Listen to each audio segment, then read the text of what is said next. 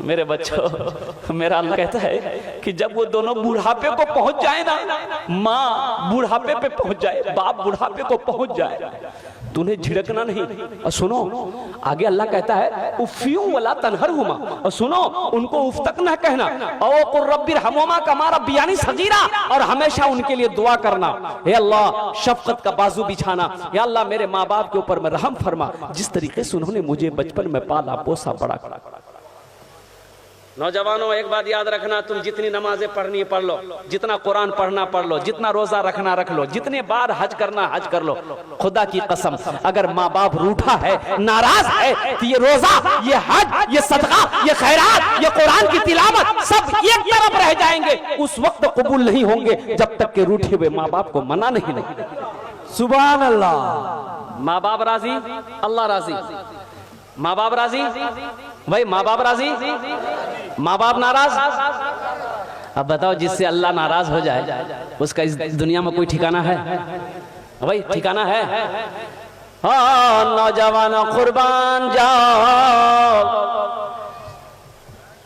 तुम दुनिया को खुश करना चाहते हो, माँ बाप को खुश कब करोगे? माँ बाप को खुश कब करोगे? माँ बाप को राजी कब करोगे?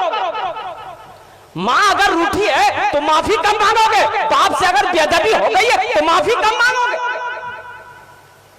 माँ बाप का अगर दिल दुख गया है फौरन गलती मानो, माफी मांगो। बाप का दिल टूटने का मतलब है अल्लाह का पकड़ हो जाएगा, अल्लाह का पकड़ हो जाएगा। अल्लाह अकबर कबीर। अल्लाह के नबी जनाब मोहम्मदुर रसूलुल्लाह सल्लल्लाहु अलैहि वसल्लम इरशाद फरमाते, काश मेरी माँ आमिना जिंदा होती, काश मेरी माँ आमिना जिंदा होती, मैं इशा की फर्ज नमाज पढ़ रहा होता, सूरह फातिहा तिलावत कर रहा होता। और कुर्बान जाओ अल्लाह के नबी आगे इरशाद फरमाते, मेरी माँ आमिना आवाज देती, बेटा मोहम्मद, तो मैं सूरह फातिहा छोड़कर नमाज तोड़कर माँ की बारगाह में हाजिर हो जाता, माँ की बारगाह में हाजिर हो जाता। और मैं कहता कि अम्मा अम्मा क्या बात है, आपने अपने बेटे को याद किया है? कुर्बान जाओ ये नफल नमाज नहीं, अल्लाह के नबी इरशाद फरमाते नफल नमाज नहीं, फर्ज नमाज की नियत मैं इशा की नमाज पढ़ रहा होता, सूरह फातिहा तिलावत कर रहा होता, मेरी माँ आमिना आवाज देती। और कुर्बान जाओ अल्लाह के नबी की उम्र 7 साल थी, अल्लाह के नबी की वालिदा हजरत आमिना का इंतकाल हो गया था। अल्लाह के नबी की उम्र 7 साल थी। कितने साल थी भाई बोलो? मकाम अबवा, मकाम अबवा में हजरत आमिना का कब्र है। मकाम अबवा का है मक्का और मदीना के दरमियान में एक मकाम है, पहाड़ी इलाका है। आज भी उनकी कब्र वहां पर मौजूद है, आज भी वहां पर उनकी कब्र मौजूद है। अल्लाह के नबी आखिरी वक्त में हज करने आ रहे थे, 1.25 लाख का मजमा है, 1.25 लाख के लश्कर है साथ में। अल्लाह के नबी ने इरशाद फरमाया, पड़ाओ डालो ठहरो। इस पहाड़ी पर अल्लाह के नबी चढ़े, जिस पहाड़ी पर माँ का कब्र था, माँ की कब्र थी, उस पहाड़ी पर अल्लाह के नबी चढ़े। और कुर्बान जाओ जानते हो हदीसों के अंदर आता है अल्लाह के नबी घुटनों के बल बैठे, घुटनों के बल बैठे और यूं हाथ लेकर अपने सरों पे रखे, हिचकियां बांध कर अल्लाह के नबी रोए। सुबह से लेकर शाम हो गई, माँ की कब्र पे अल्लाह के नबी जनाब मोहम्मदुर रसूलुल्लाह सल्लल्लाहु अलैहि वसल्लम बोलो अपनी माँ के कब्र पे बैठे रहे। ए नौजवानों, ये बताना मकसूद था अल्लाह के नबी को ये बताना मकसूद था कि माँ क्या है बाप क्या है। सुनो, माँ क्या है बाप क्या है। मस्जिद नबी में अल्लाह के नबी मिंबर पर बैठे हैं, सहाबा की ये जमात बैठी है। ये औरत दरवाजा बाबू सलाम से दाखिल हुई, मस्जिद के अंदर दाखिल हुई एक औरत। अल्लाह के नबी की नजर पड़ गई उस औरत के चेहरे पर। और कुर्बान जाओ अल्लाह के नबी की नजर पड़ गई उस औरत के चेहरे पर। अल्लाह के नबी खड़े हो गए, उस औरत के इस्तकबाल के लिए खड़े हो गए। और जैसे ही वो औरत करीब आई, अल्लाह के नबी ने सलाम किया, अपने कंधे से काली कमली को जमीन पर बिछाया। आपने फरमाया, अम्मी जान इस चादर पर बैठ जाओ। जानते हो साहबा महुए हैरत हैं कि या अल्लाह ये कौन खुशनसीब औरत है जिसके इस्तकबाल की अल्लाह के नबी खड़े हो गए और जिसके बैठने के लिए अल्लाह के नबी ने अपनी काली कमली को जमीन पर बिछा दिया। तो हजरत उमर फारूक रदी अल्लाह अन्हु ने पूछा, या रसूल अल्लाह ये खुशनसीब औरत कौन है जिसकी ताजीम के लिए आप खड़े हो गए, जिसके बैठने के लिए आपने अपनी चादर को बिछा दी। अल्लाह के नबी इरशाद फरमाते हैं, ए उमर तुम्हें पता नहीं है ये मेरी माँ दाई हलीमा है। जरा सुभान अल्लाह बोलो माशा सुभान अल्लाह सुभान अल्लाह। अल्लाहु अकबर अल्लाहु अकबर। जिंदाबाद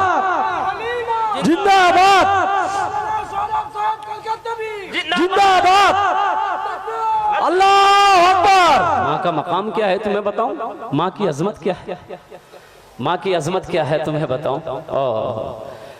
हमको अपने मात पिता पे आज बड़ा अभिमान है, हमको अपने मात पिता पे आज बड़ा अभिमान है जिनके सर पे माँ की ममता जग में बड़ा इंसान है, जग में बड़ा इंसान है। जो माँ की ममता ना समझे वो कितना नादान है, वो कितना नादान है।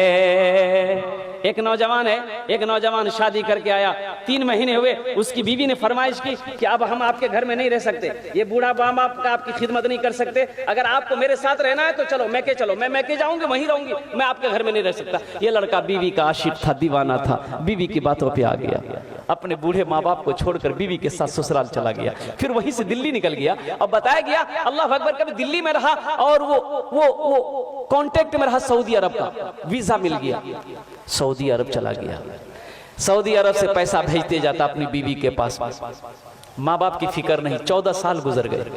कितने साल गुजर? 14 साल का अरसा गुजर गया। इन 14 सालों में इस नौजवान ने 12 हज किए। कितने हज किए मेरे भाई? हाँ, ये 12वां हज था। बैठकर खाना काबा के पास में हिचकियां बांध कर रो रहा है, ज़ारो कतार रो रहा है। तो पीछे से किसी ने कंधे पे हाथ रखा नौजवान का। ए नौजवान, कौन ऐसा गुनाह किया है, कौन ऐसा गुनाह किया है जो इस ज़ारो कतार से रो रहा है? ऐसा मैंने किसी को रोते हुए नहीं देखा। पलट कर देखा तो अल्लाह वाले एक बुजुर्ग हस्ती है, चेहरा सफेद है, सर पे अमामा बंधा है। कहा कि हजरत, न जाने क्यों ऐसा लगता है कि मेरे दिल पे किसी ने ताला लगा दिया। ना इबादत अच्छी लगती है, ना जिक्र अच्छा लगता है, ना खाने चैन है, ना सोने चैन है। हजरत ये मेरा 12वां हज है, 12वां हज है मेरा, लेकिन ऐसा लग रहा है कि दिल में किसी ने ताला लगा दिया। तो अल्लाह वाले ने कहा कि लगता है तुमने किसी का दिल दुखाया है। हाँ, अरे सुभान अल्लाह, बोलो माशाअल्लाह, सुभान अल्लाह। लगता है तुमने किसी का दिल दुखाया है। तुम्हारी माँ है, माँ है, माँ है। बोला हाँ। बाप है? बोला हाँ। बोले कहाँ है? बोला पता नहीं। बोला पता नहीं, 14 साल हो गए मैंने माँ के चेहरे को नहीं देखा, बाप के चेहरे को नहीं देखा। पता नहीं मेरी माँ कैसे होगी, मेरा बाप कैसे होगा। तो अल्लाह वाले ने कहा कि फिर ये खाने काबा में बैठकर क्या कर रहा है, क्या कर रहा है? उठ जा, जा भाग, अपनी माँ रूठे हुए माँ बाप से माफी मांग ले। अगर उन्होंने माफ कर दिया तो अल्लाह तेरे दिल के ताले को खोल देगा। सुभान अल्लाह, सुभान अल्लाह। खाने काबा में बैठकर क्या कर रहा है? जा, खाने काबा में बैठकर क्या कर रहा है? जा। ये नौजवान उठा, रोता हुआ उठा, अपना डेरा आया, रूम के अंदर में आया है और कुर्बान जाओ टिकट बनाने में लग गया। फ्लाइट पकड़ा, हिंदुस्तान की सरजमीन पर अपना कदम रखा। अल्लाह अकबर कबीरा। और गाड़ी ली, एयरपोर्ट से गाड़ी लिया, सीधे अपने गांव के लिए रवाना हुआ। लेकिन कुर्बान जाओ, अब देखा कि गांव में बहुत सारी बिल्डिंगें बन गई है। 14 साल का अरसा गुजर गया, उसका घर की जगह पता नहीं। एक बूढ़े मियाँ घास काट रहे थे बेटे। इस नौजवान ने कहा कि थोड़ा पूछ लूं अब्बा के बारे में, मम्मी के बारे में। तो उनसे पूछा कि चचा, ये अपना बाप का नाम लेके पूछा कि अब्दुल्ला साहब का घर कौन सा है? तो बूढ़े मियाँ ने नीचे से ऊपर तक देखा उस नौजवान को, कहा कि कौन अब्दुल्ला मियाँ? वो बेचारे तब इस दुनिया में नहीं रहे।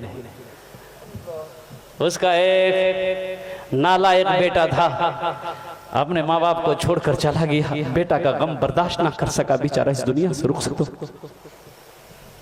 इस नौजवान की आंखों से आंसू जारी हो गया।